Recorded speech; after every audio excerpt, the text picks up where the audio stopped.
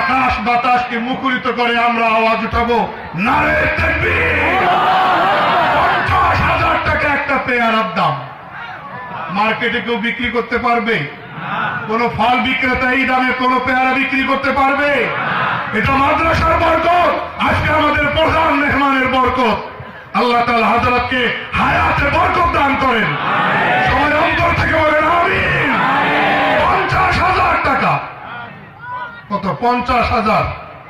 50 50 50 ভাই 2,000 বাড়াইলে হবে 50।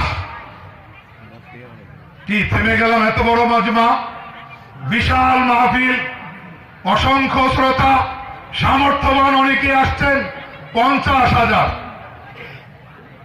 জি, হযরতের হাত থেকে নিবেন। জি, আওলাদে রাসূলের হাত থেকে, মোবারক হাত থেকে নিয়ে যাবেন। যেই দাম ফয়সালা হবে ওই ধার্যকৃত দামে এই ফল, অনেক বরকতি ফল, একটা পেয়ারা হযরত ওয়ালার মোবারক হাত থেকে নিয়ে যাবেন। 50,000 টাকা। 50। জি, এক।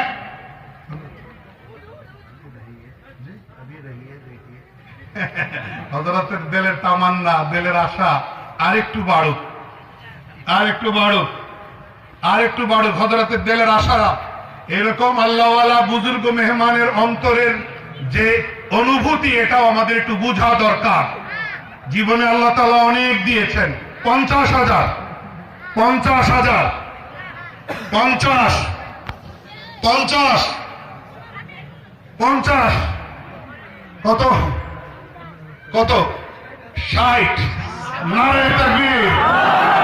60,000 60,000 60,000। একটা ফল, একটা পেয়ারা নিলামে বিক্রি হচ্ছে 60,000।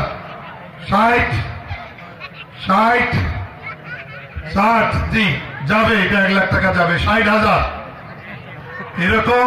এরকম একটা ইতিহাস সৃষ্টি করার মতো, একটা বেনজির একটা ঘটনা ঘটাইবার মতো এরকম সামর্থ্যবান, এরকম কোটি টাকার মালিক অনেকেই আমাদের প্যান্ডেলে, মঞ্চে আছেন।